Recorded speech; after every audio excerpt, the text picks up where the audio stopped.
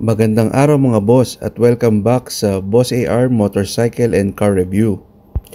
Expressway legal, nakasize lang ng NMAX at Aerox.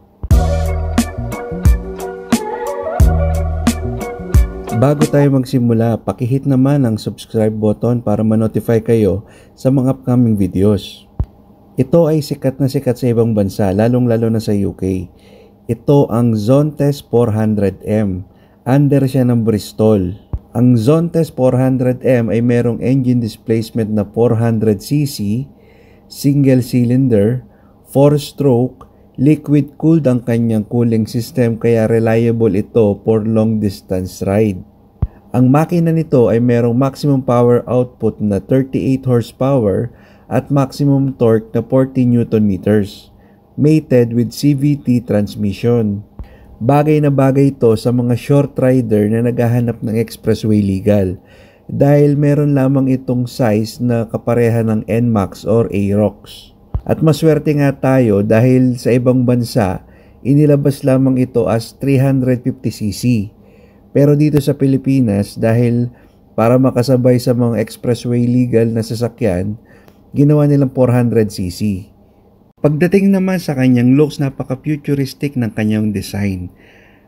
At ang pinaka nagustuhan ko dito ay yung front face niya, para siyang si Iron Man kapag nakaharap sa'yo. Good thing na nirelease nila ito dito sa Pilipinas dahil napakaganda ng mga specs at features niya. Meron siyang phone connectivity at yung kanyang smart keyless system ay sinusuot lang sa kamay mo para siyang relo. Kaya hindi mo basta-basta mawawala. Meron din pala itong phone mirroring para hindi ka na mahirapan kapag naghahanap ka ng like messages, map, kapag nagta-travel ka. At equipped din ito ng dual disc brake with ABS or anti-lock braking system at traction control. Meron din ito. Pagdating sa kanyang frame, napaka-minimalist ng kanyang mga body design. Sa may front fender, meron lang nakalagay na ABS. At dito sa may gilid niya, meron siya nakalagay na M. At dun sa may bandang likuran niya, dun sa may gilid, meron nakalagay na 400M. Yun lang yung mga decals niya, kaya napakalinis tignan at napaka-elegante. At napaka-sporty. Pagdating sa mga ilaw niya, lahat ay LED. Yung kanyang turn signal light nasa itaas at meron na rin siyang built-in hazard button. Meron din siyang daytime running light na parang galit tignan, para siyang kilay na galit sa harapan. Meron din siyang air inlet para sa aerodynamic din sa may harapan. At yung tatak na Bristol niya naman dito sa may windscreen niya nakalagay. Napaka-unique ng design niya at hindi ko pa ito nakita sa ibang motorcycle brand. Especially yung expressway legal na ganito yung size. Ito nga pala yung mga daytime running light niya. Tapos dito, merong ilaw dyan pag nakasinde. At nandyan din yung bosina niya. Dito sa may gilid, meron siyang combination of blue color sa may looban. At meron siyang Zontes na logo sa harapan.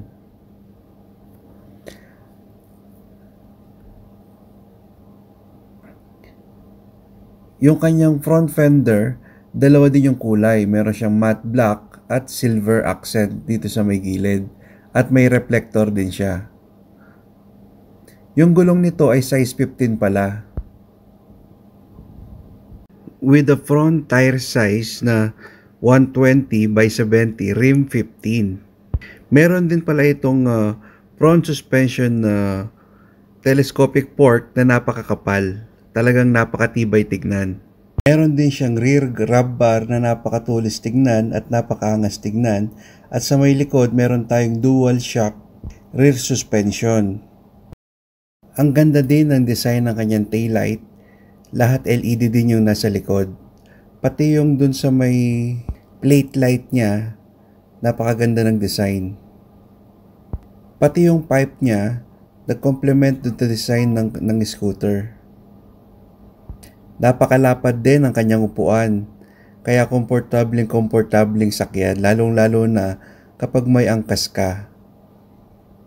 Yung riding position pala nito parang ganun sa NMAX. Pwede mong ipahinga yung paa mo kapag nangangawit ka na sa long drive. Wala itong seat height na 760mm at a curb weight na 175 kg. Medyo mabigat siya ng konti kumpara sa NMAX, which is acceptable naman dahil big bike ito. Kaya hindi ka tangayan ng hangin kapag nasa high speed ka sa expressway. Body dimension pala, meron itong 2025mm length, meron siyang width na 700mm at height na 1085mm. So pasok na pasok ito sa mga Asian height or sa mga short rider na naghahanap ng expressway legal. I hope you enjoyed this video. Thank you for watching. Please don't forget to like, comment, and subscribe. Thank you.